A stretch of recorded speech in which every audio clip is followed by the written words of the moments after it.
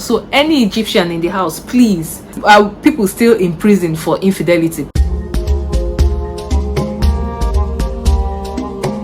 Hi everyone, welcome back to my YouTube channel. My name is Uche, and if this is your first time here, you are highly welcome. In this video I will be talking about the book, an African classic by an Egyptian writer who won the 1988 Nobel Prize for Literature. So the book I'm talking about is Midaq Alley by Naguib Mahfouz. This book is originally written in Arabic, and it was first published in Arabic language as Zukak al-Midaq in 1947, but in 1966 it was translated to English by Trevor Legacy. This book is quite eponymous because it is actually set in Midaq Alley, which happens to be the title of the book.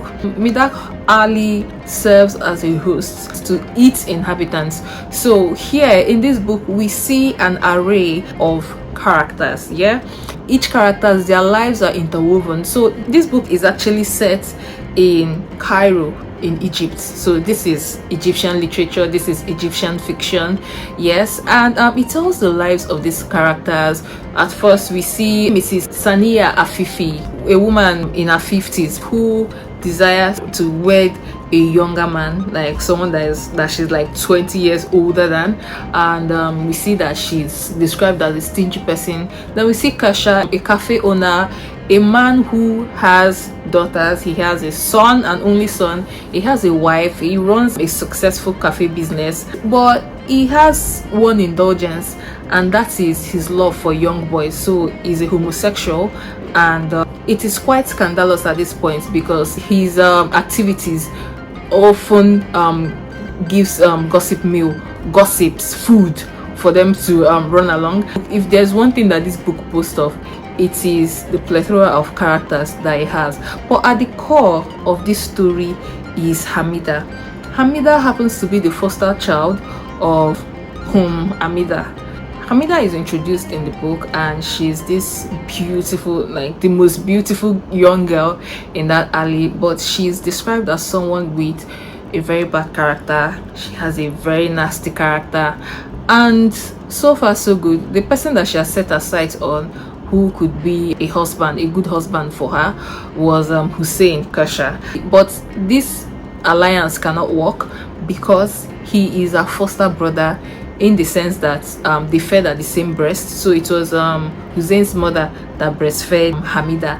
Then we get introduced to Abbas the Baba. Abbas the Baba suddenly starts liking Hamida. Then he goes to court her, and they even got to the point of fiancé stage, like they were engaged. And then there's also the black market merchant, Salim Alwan, who, although very wealthy, fulfilled, he has a doctor as a son, he has a lawyer as a son, like an attorney as a son. He's well accomplished, but he has lost interest in his wife, and that is because she cannot keep up with his sexual prowess, which also stems from one concussion that he always takes. And he decides at this point that he wants a younger woman to be his wife that can satisfy his sexual desires, and he sets his sights on Hamida. And Hamida is described as someone who she wants out of poverty, she wants a better life, she has her sights set on a better life. Abbas cannot give that to her, so Abbas decides to go into the army to fight for the British army, so that he can make money and come back and give her the life that she deserved. So the agreement was that she was going to wait for him till he comes back from the war and sets up house with her, and they get married officially. But as soon as Abbas leaves, Salim Alwan makes his intentions known to Hamida's mother. See, one thing with Hamida, she's up for the highest bidder. And this is what eventually leads her into the hands of a pimp. So in this book, there are cases whereby women go into prostitution because they are forced into it and all these other stories, but that is not the case for Hamida. Hamida knows what she's getting into, but it's not a problem for her. For her to sell her body is not even a problem. She just wants the better things of life. She's tired of living in poverty, and she's described as someone that is very, very beautiful. So her market value is sure to increase. We get to see a whole host of characters. So there are a lot of things. Is this Zeta? Zeta is the dirty, always disheveled cripple maker. So this is someone that people go to him to beg him to make them crippled so that they can beg. And we see that begging is actually a profession there in Cairo, in Egypt. The core to this story is that we see a woman's betrayal of the love that her fiance had for her, and we see how a man's undying love leads to the end of his life, leads to his downfall. This book has about 35 chapters, and if I'm to categorize this book into a genre, I would say the first on my list would be family drama, because it was giving a whole lot of drama. Like, I know it's a community and there are different individuals living in the community, which the author talks about all of them in this book, but it's giving family drama because you know how it is a community in the real sense, in the actual sense of the word community. So it's actually a community, and a very close-knit one, an Islamic community. So the predominant religion practice in this book is Islam.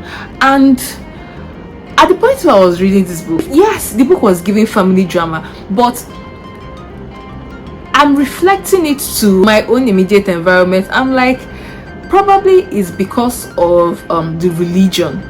Islam is a conservative religion, yeah, and we see that there's no much raucousness in this community, because I imagine at that point that it was a Nigerian writer that was writing this story, and the book was set in Lagos. It would have been a whole lot of noise and raucousness. Yeah, I'm like, Egyptians, it's as if people don't used to make noise. People don't like noise in your side. I mean, this book is actually culturally rich, so the author does well to tell us, the readers, what the Egyptian culture is like there, and we get to see some of the rules and some of their laws and their customs. For instance, one of the character, Hussein's sister, had been sent to prison alongside her lover because she had been married, but she had run off with her lover to another city, and she had been imprisoned. And wow, in my own immediate environment, I've never heard of anyone being in prison because of infidelity, but apparently in the Egyptian culture, it's really a serious thing there. Seeing that this book was published in 1947 and now this is 2024, I don't know if that is what is still applicable now. So any Egyptian in the house, please, do they still do that? Are people still in prison for infidelity? Please, I would really, really love to know. Any Egyptian in the house, please answer this question in the comment section below. There's one of the characters in this book who is referred to as Dr. Bushi, who is a self-acclaimed dentist. But the crazy thing about it is that the golden set of teeth that he always avails to his customers at a very ridiculously cheap price comes from dead people. Yeah, so he's a grave robber. Like, guys, this book has drama. Like, a whole lot of things were just happening in this book. We get to see allusion in the sense of a particular character, Radwan Husseini, who is alluded to the character Job in the Bible, who lost everything that he had. So Radwan Husseini is a pious, devout Muslim. He's held in high esteem in that community. Everybody defers to him, you know, people go to him to seek advice and whatnot. But the thing about it is that he's actually cruel to his wife. So he's this kind of person that Igbo people will call Onikenu Bionyozo. That is someone that you have strength only when it comes to other people's issues. Literally means you have strength in other people's farmlands, but save for your own. Yeah, exactly. So I think I might refer to him as a hypocrite, because you're the best person to people in your community, but in your own home, and we all know charity begins at home, you're kind of cruel to your wife. So it doesn't really make sense. Classism is one of the issues that is very well explored by this author in this book. So we see that in the case of Salim Alwan, who decides at a point to take Hamida as his wife. But the thing is that he considers the fact that Hamida is not in the same class as he is, and it won't really sit well with his class of people that he's marrying down. So the thing that is left unsaid by this particular character is that Hamida, with the class that she belongs to, Hamida is best fit to be his mistress, not his wife. So you see, classism is even colorism is actually an issue here. Colorism is talked about in this book as well. I know in India there's a serious case of colorism where there are black Indians and there are normal white Indians too, and I feel that is the same thing in Egypt. I was very surprised, I think years back, I was very surprised when I discovered that that there were actually black Egyptians. I thought all Egyptians were white, but I discovered that no, they're actually black Egyptians as well. So how does it really work? Is it that white Egyptians, they stay in a certain area, and maybe the black Egyptians, they are restricted to a particular area? You do not cross, or you do not intermingle, or you do not intermarry. I do not know how that works, but Naguib was really telling us a whole lot about the Egyptian society in this particular book. We also see patriarchy here. We also see the contrast between females and males, and we also see that no matter what, with the lives of these characters that are being talked about in this book, we get to see that no matter how strong-minded a woman might think she is, she actually eventually submits to the machinations of the male folk. So she can be easily manipulated by the male folk. Like we see Hamida, who is described as someone with a very strong character and someone who knows what she wants, but we also get to see that Ibrahim, that's her pimp, was actually playing a game with her. It's kind of like a well-laid plan for her, which she eventually fell into, in as much as she actually opted for what she wanted, but she was playing to the script. Like there was a script that Ibrahim actually laid out for her, and in the end, the most important thing to him in the end was that he finally got her where he wanted her to be. And we also see that shame is a woman's identity in this. In fact, in African culture as a whole, shame is part of our identity. For instance, now Hussein's sister runs off with her lover and she's imprisoned, and that's a big disgrace. The fact that he even went to prison, that's the biggest disgrace of all.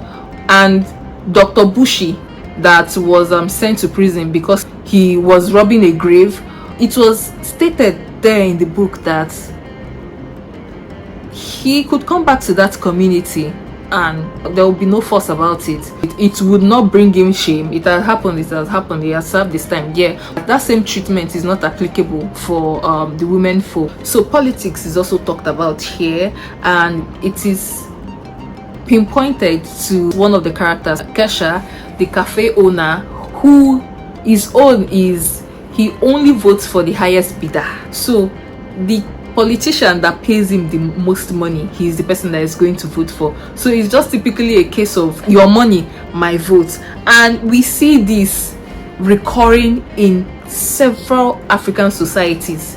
That is the way it is. That is the way that we met it, and hopefully we don't know what the future holds, but it's looking like that's how we are going to live it, unless God comes down and just changes this for us. So because we get to see that it's during elections that these politicians, they come out and they start sharing rice, and you'll be wondering before this election time, where were you? Why weren't you sharing rice or anything? But they've very well mastered the stomach infrastructure, whereby when it's time for election, they start sharing food items, they start sharing money in the aim to buy your vote. That is why when during those elections, some of those campaigns that you see, you say, don't sell your vote, don't sell your vote for 5,000 naira, or you suffer for 4 years, and all this, all those campaigns that are surrounded about it. Whew. So it's a whole lot. We see the British and how they always conscript Africans, people that are not British, to fight their wars. You're fighting one war and you're conscripting Africans to fight your wars that they know nothing about, and you end up impoverishing their land. So it's land and labor that is there ever an end to it? I did not know that.